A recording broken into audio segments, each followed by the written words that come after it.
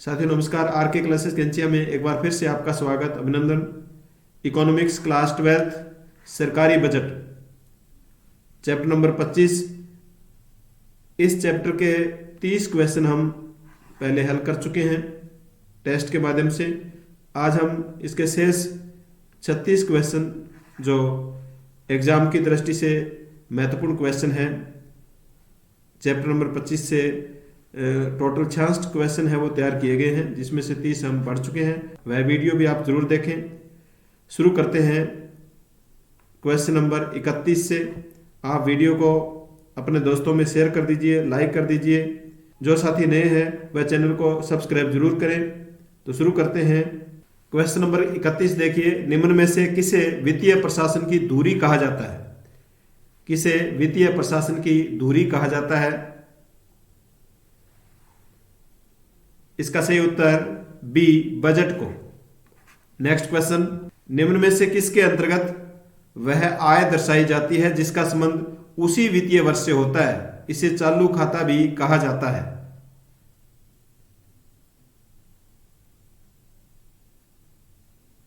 इसका सही उत्तर ए, राजस्व प्राप्तियां। यानी राजस्व प्राप्तियों के अंतर्गत जो वित्तीय वर्ष चल रहा है उसी वित्तीय वर्ष की आय है वो दर्शाई जाती है और इसे चालू खाता भी कहा जाता है। तो वह है राजस्व प्राप्तियां। नेक्स्ट क्वेश्चन, निम्न में से किस खाते में आय के वे स्रोत शामिल होते हैं जिनके बदले में कोई भुगतान नहीं करना होता है? कौन सा खाता है इसमें? पूंजी प्राप्ति खाता, राजस्व प्राप्ति, सीमा शुल्क खाता, कर राजस्व खाता। इसका सही उत्तर बी, राजस्व प्राप्ति खाता। नेक्स्ट क्वेश्चन, निम्न में से राजस्व आय व राजस्व प्राप्तियों में कौन सा कर शामिल नहीं है?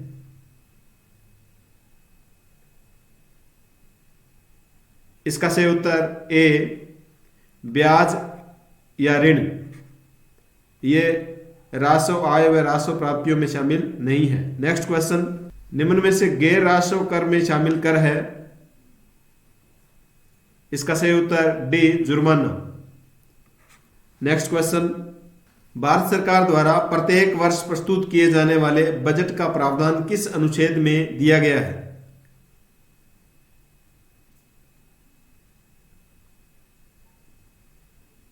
इसका सही उत्तर बी, अनुच्छेद 112। अनुच्छेद 112 में बजट शब्द का हालांकि उल्लेख नहीं है, लेकिन आय और व्यय का जो उल्लेख है वो प्रतिवर्ष है वो किया जाएगा। ये बात है वो अनुच्छेद 112 में लिखी गई है। नेक्स्ट क्वेश्चन, केंद्र सरकार द्वारा किए जाने वाला ब्याज भुगतान किसके अंतर्गत आता है? केंद्र सरकार जो ब्याज का भुगतान करती है वह किसके अंतर्गत आता है?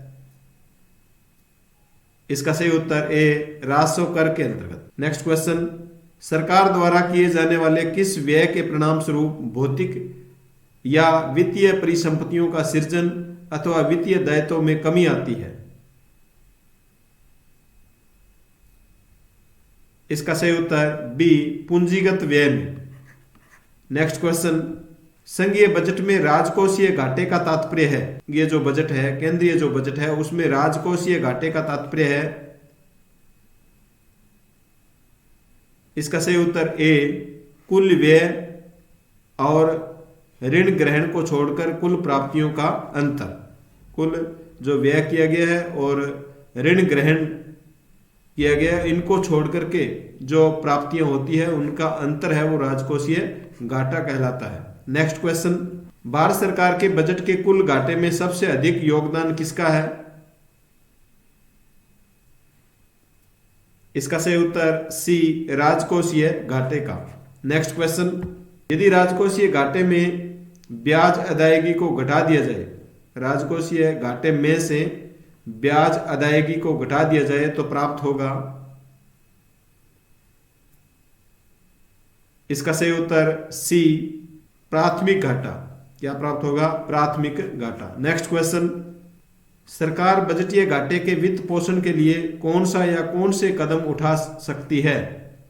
सरकार बजटीय घाटे का अगर वित्त पोषण करना चाहती है तो वह कौन कौन से कदम है वो उठा सकती है? इसका सही उत्तर ए 1, 2 और 3, यानी करारोहण करके, ऋण ग्रहण करके, नोट छाप करके सरकार का जो बजटीय घाटा है उसको है वो पूरा कर सकती है। ये सही नहीं होगा, क्योंकि कर में कटौती अगर करेगी, टैक्स में कटौती करेगी, तो ये बजटीय घाटा है वो और ज्यादा बढ़ेगा। तो ये 3 है वो सही है। नेक्स्ट क्वेश्चन, निम्नलिखित कथनों पर विचार कीजिए। इनको पढ़ करके आपको बताना है कौन सा कथन या कौन से कथन सत्य है।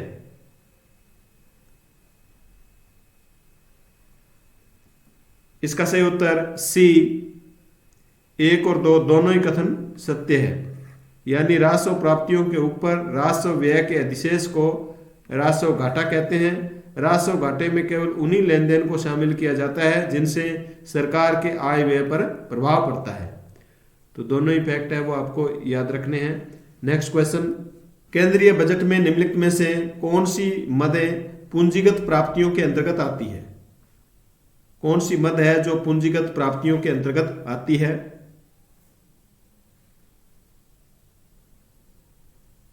इसका सही उत्तर ए केवल 1 और 2, यानी अंतर्राष्ट्रीय संगठनों से प्राप्त कर्जा, सार्वजनिक उपक्रमों के शेयरों की बिक्री से जो प्राप्त धन होता है वह पूंजीगत प्राप्तियों के अंतर्गत आता है। नेक्स्ट क्वेश्चन,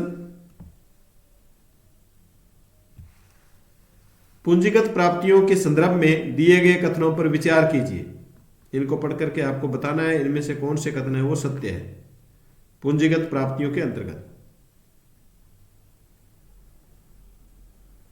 इसका सही उत्तर ए केवल 1 और 2, यानी इन प्राप्तियों के अंतर्गत सरकार की वित्तीय परिसंपत्तियों कम हो जाती है। सरकार की वित्तीय परिसंपत्तियां हैं वो कम हो जाती है। पूंजीगत प्राप्तियों की मुख्य मदें हैं वो सार्वजनिक कर्ज है। तो ये 2 है वो सही है। नेक्स्ट क्वेश्चन, संघ के बजट के संदर्भ में निम्नलिखित में से कौन सा या कौन से गैर योजना व्यय के अधीन आते हैं?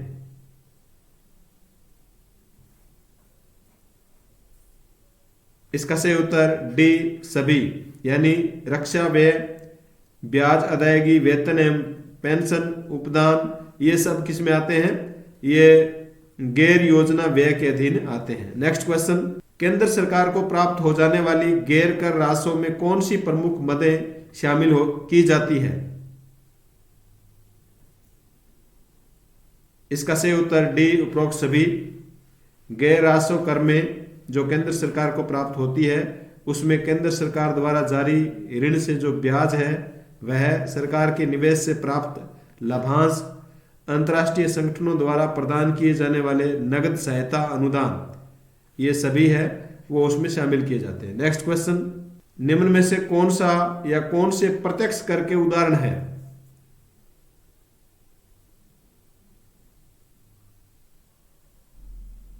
इसका सही उत्तर ए केवल 1 और 2 दोनों, यानी व्यक्तिगत आय कर ये प्रत्यक्ष कर में शामिल है, निगम कर ये भी प्रत्यक्ष कर में शामिल है। नेक्स्ट क्वेश्चन, निम्नलिखित कथनों पर विचार कीजिए। इन कथनों को आपको पढ़ना है, पढ़ करके बताना है भी कौन सा कथन सत्य है।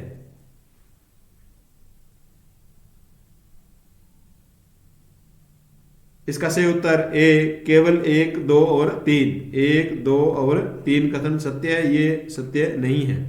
देखिए, राजस्व बजट के प्रथम भाग में दर्शाया जाता है। राजस्व जो बजट है वह बजट के प्रथम भाग में दर्शाया जाता है, जिसमें राजस्व आय या राजस्व प्राप्तियां प्रदर्शित की जाती है। यानी राजस्व बजट में क्या होता है, राजस्व आय और राजस्व प्राप्तियां प्रदर्शित की जाती है। राजस्व प्राप्तियों के अंतर्गत वह आय दर्शाई जाती है जिसका संबंध उसी वित्तीय वर्ष से होता है। राजस्व प्राप्तियों को चालू खाता भी कहा जाता है। तो ये जो तीनों फैक्ट है, इन फैक्ट्स को भी आपको याद रखना है और ये तीनों कथन है वो सत्य है। नेक्स्ट क्वेश्चन, निम्नलिखित कथनों पर विचार कीजिए। इनको पढ़ करके आपको आंसर देना है, इनमें से कौन से कथन सत्य है।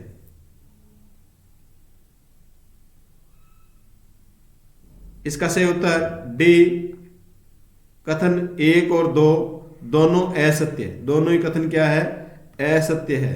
देखिए, सरकार की वे प्राप्तियां जिनके लिए सार्वजनिक संपत्तियों को कम करना पड़ता है, सार्वजनिक संपत्तियों, यहाँ ये सही नहीं है। सरकार की वे सभी प्राप्तियां जिनमें न तो दायित्वों का सृजन होता और न ही वित्तीय परिसंपत्तियां कम होती, तो पूंजीगत ये सही नहीं है। तो ये दोनों कथन है वो सही नहीं है। नेक्स्ट क्वेश्चन देखिए, निम्नलिखित कथनों पर विचार कीजिए। दोनों को पढ़ना है और बताना है कौन सा कथन सत्य है।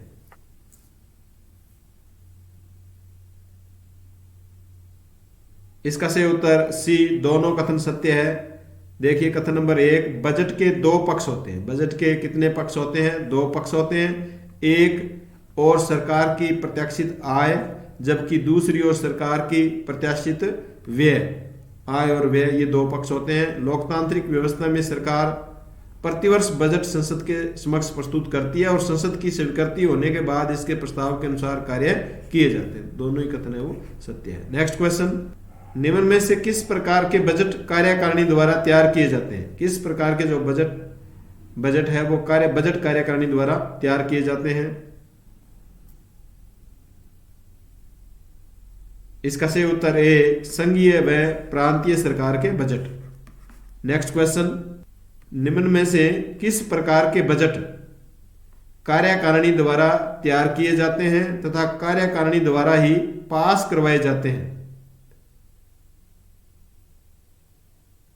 इसका सही उत्तर ए, संघीय व प्रांतीय सरकार के बजट। नेक्स्ट क्वेश्चन, एक बजट घाटापूर्ण है। घाटापूर्ण है किस स्थिति में, यदि एक दिए गए समय के अंदर, जो समय दिए गए उसके अंदर व्यय आय से अधिक है। व्यय है वो आमदनी से क्या है, अधिक है। उपयुक्त अवधारणा किसके द्वारा प्रस्तुत की गई। इसका सही उत्तर बी, प्रोफेसर डाल्टन के द्वारा। नेक्स्ट क्वेश्चन, जब बजट के अंतर्गत दर्शाए गए कुल राजस्व व्यय और कुल राजस्व प्राप्तियों से अधिक होता है तो उसे कहा जाता है, यानी राजस्व व्यय कुल राजस्व प्राप्तियों से अधिक होता है, व्यय अधिक होगा और राजस्व प्राप्तियां कम होगी, तो इस स्थिति में क्या होगा। इसका सही उत्तर ए, राजस्व घाटा होगा। नेक्स्ट क्वेश्चन, निम्न में से राजकोषीय घाटा परिभाषित होता है।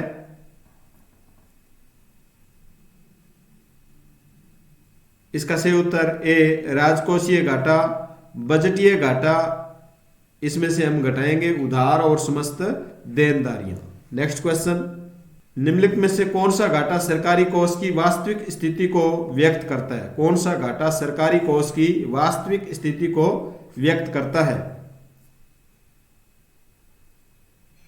इसका सही उत्तर बी, वित्तीय घाटा।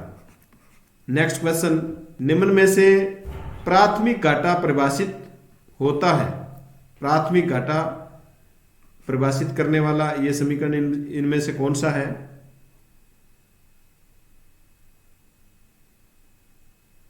इसका सही उत्तर होगा ए, प्राथमिक घाटा बराबर राजकोषीय घाटा माइनस ब्याज अदायगियां।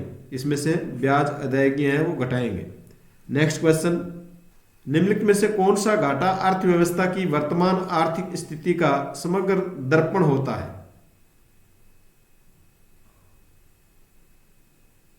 इसका सही उत्तर सी, राजकोषीय घाटा। नेक्स्ट क्वेश्चन, निम्न में से किस बजट में भारत श्रेष्ठ भारत कार्यक्रम शुरू करने की घोषणा प्रस्तावित की गई। श्रेष्ठ भारत कार्यक्रम किस बजट में यह घोषणा है वो शुरू की गई, प्रस्तावित की गई।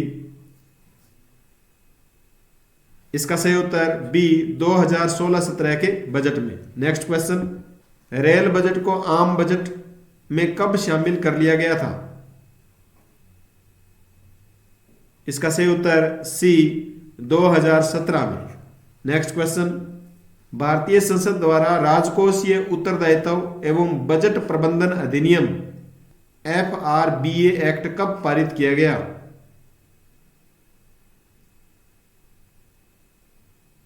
इसका सही उत्तर डी, 7 मई 2003 को। नेक्स्ट क्वेश्चन, निम्न में से कौन से वित्त आयोग द्वारा केंद्र व राज्य दोनों के राशों का शून्य स्तर पर लाकर राजकोषीय सुदृढ़ीकरण का सुझाव दिया गया है। इसका सही उत्तर बी 13वें वित्त आयोग द्वारा। नेक्स्ट क्वेश्चन, भारतीय संसद द्वारा पारित राजकोषीय उत्तरदायित्व एवं बजट प्रबंधन अधिनियम में क्या प्रावधान रखा गया है? इसका सही उत्तर बी राजस्व घाटे को शून्य करना। भारतीय संसद द्वारा राजकोषीय उत्तरदायित्व एवं बजट प्रबंधन अधिनियम में किस प्रकार का प्रावधान किया गया है? राजस्व घाटे को शून्य करना। नेक्स्ट क्वेश्चन, निम्न में से किस बजट के दौरान काले धन की घोषणा हेतु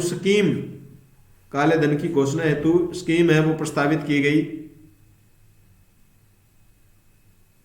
इसका सही उत्तर ए 2016-17 के बजट के दौरान। नेक्स्ट क्वेश्चन, 14वां वित्त आयोग किसकी अध्यक्षता में गठित किया गया? और आपको यह बताना है वर्तमान में कौन सा वित्त आयोग है वो चल रहा है। इसका सही उत्तर C doctor Y V. Reddy. Next question, निम्नलिखित कथनों पर विचार कीजिए। इनको पढ़ करके आपको आंसर देना है कि इन कथनों में से कौन से कथन है वो सत्य है। इसका सही उत्तर सी सभी सत्य है। बजट सरकार की राजनीति का व्यवहारिक रूप होता है। वित्तीय प्रशासन में बजट महत्वपूर्ण होता है, इसे वित्तीय प्रशासन की धुरी कहा जाता है। सरकार की आय, व्यय, ऋण आदि से संबंधित समस्त क्रियाओं का निर्धारण बजट के माध्यम से ही होता है। तो ये तीनों ही जो कथन है ये सही है। हमने सरकारी बजट जो सेकंड ग्रेड एसएसटी के लिए इम्पोर्टेंट टॉपिक है, इसमें से हमने 66 क्वेश्चन है वो पार्ट फर्स्ट और पार्ट सेकंड में हमने पढ़े। इनको आप 2 बार रिवाइज अवश्य करें। मिलते हैं नेक्स्ट वीडियो में, तब तक के लिए धन्यवाद।